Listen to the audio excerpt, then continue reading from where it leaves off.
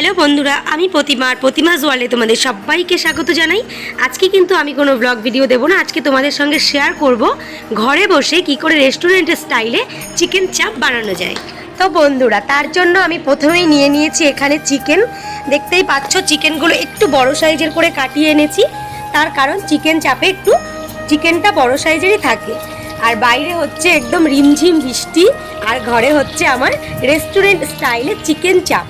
তো তার জন্য আমি চিকেনটা ভালো করে পরিষ্কার জল দিয়ে ধুয়ে নিচ্ছি। এবারে এটাকে আমি জল ঝরিয়ে নেব, তারপরে আমি দেখাবো চিকেন চাপ বানানোর জন্য আমার কি কি ইনগ্রেডিয়েন্টস লাগছে। তো প্রথমেই বলি, আমার লাগছে টক দই। দেখতে পাচ্ছ এখানে আমি হাফ কাপ টক দই নিয়েছি, 4 চামচ পোস্ত, অল্প একটু কাজু বাদাম, 4 মগজ, আর লাগছে কাশ্মীরি শুকনো লঙ্কার গুঁড়ো, 1 ইঞ্চি আদা, 2টো পেঁয়াজ, 1টা টমেটো, আর রসুন আধা কোয়া, আর লাগছে 5-6টা মতো কাঁচা লঙ্কা। তো এই দিয়েই কিন্তু আমি আজকে চিকেন চাপটা বানাবো। তো চলো রেসিপিটা শুরু করি। তো চিকেনটা আমার জল ঝরিয়ে নেওয়া হয়ে গেছে। এবার এতে আমি একটু লবণ, একটু হলুদ, আর দিয়ে দিচ্ছি একটু কাসুরি মেথি আর টক দই। এটা দিয়ে আমি চিকেনটা ম্যারিনেট করে রেখে দেবো 1 থেকে 1.5 ঘন্টা, যাতে চিকেনটা একদম সফট হয়ে যায়।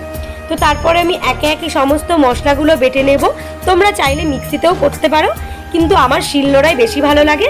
তো তার জন্য আমি শিলনোড়ায় প্রথমে পোস্ত, তারপরে কাজু বাদাম, তারপরে 4 মগজ একে একে আমি সবগুলো বেটে নিয়ে আলাদা একটা কাপে তুলে নেব। তারপরে আমি বেটে নেব আদা, রসুন আর কাঁচা লঙ্কার পেস্টটা, ওটার সঙ্গে এটা মেশালাম না। তো এবারে দেখতেই পাচ্ছ আদা, রসুন আর কাঁচা লঙ্কা বেটে নিচ্ছি, এটাও আমি আলাদা একটা বাটিতে তুলে নেব। তো যতটা তাড়াতাড়ি আমার দেখছো বাটা হয়ে যাচ্ছে, ততটা তাড়াতাড়ি কিন্তু আমার মোটেই বাটা হয়নি, অনেকটা সময় লেগেছে বন্ধুরা।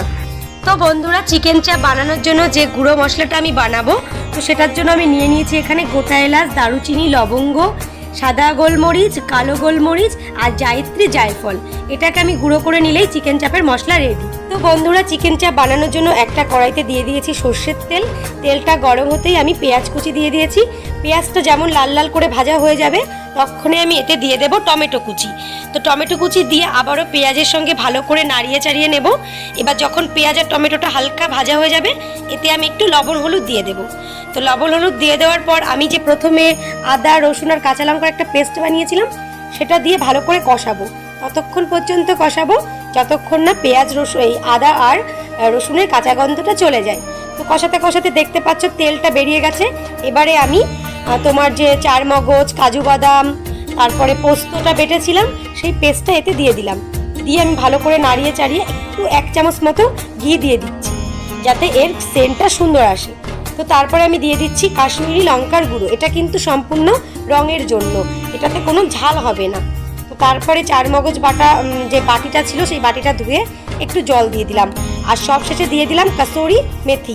মেথিটা দেওয়ার পর আবারও একটু কষিয়ে নিয়ে যে ম্যারিনেট করে রাখা চিকেনটা আমি রেখে দিয়েছিলাম 1.5 ঘন্টা, সেটা দিয়ে দিচ্ছি।